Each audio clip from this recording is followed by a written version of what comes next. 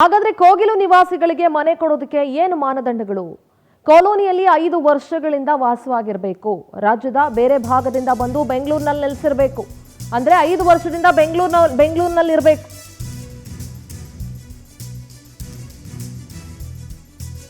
ರಾಜ್ಯದ ಅಂದ್ರೆ ಕರ್ನಾಟಕ ರಾಜ್ಯದವರಾಗಿರಬೇಕು. ಕರ್ನಾಟಕದ ರಾಜ್ಯದ ಬೇರೆ ಕಡೆಯಿಂದ ಬಂದು ಇಲ್ಲಿ ಬೆಂಗಳೂರಲ್ಲಿ ಇರಬೇಕು.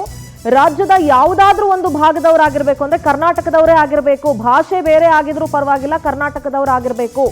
ಒಂದೇ ಕುಟುಂಬದವರು ಒಂದಕ್ಕಿಂತ ಹೆಚ್ಚು ಅರ್ಜಿ ಸಲ್ಲಿಸಿದ್ರೆ ಅದನ್ನ ಪರಿಗಣಿಸೋದಕ್ಕಾಗಲ್ಲ. ಕುಟುಂಬದ ರೇಷನ್ ಕಾರ್ಡ್ ಅನ್ನ ಪರಿಗಣಿಸಬೇಕಾಗತ್ತೆ. ಮತದಾರರ ಗುರುತಿನ ಚೀಟಿ, ರೇಷನ್ ಕಾರ್ಡ್ ಇರಬಹುದು ಅಥವಾ ಮಕ್ಕಳ ಶಾಲಾ ದಾಖಲಾತಿ ಪತ್ರಗಳಿಗೆ ಆದ್ಯತೆಯನ್ನ ನೀಡಲಾಗುತ್ತೆ.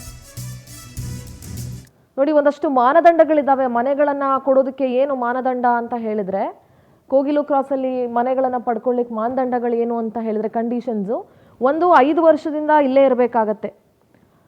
ರಾಜ್ಯದ ಯಾವುದಾದ್ರೂ ಒಂದು ಕಡೆಯಿಂದ ಬಂದು ಬೆಂಗಳೂರಲ್ಲಿ ನೆಲೆಸಿರ್ಬೇಕು. ಬೇರೆ ಸ್ಟೇಟ್ ಅವರಾದ್ರೆ ಆಗಲ್ಲ, ಕರ್ನಾಟಕದವ್ರು ಆಗಿರ್ಬೇಕಾಗತ್ತೆ. ಆ ಮೂಲ ದಾಖಲಾತಿಗಳನ್ನ ಪರೀಕ್ಷೆ ಮಾಡಲಾಗುತ್ತೆ.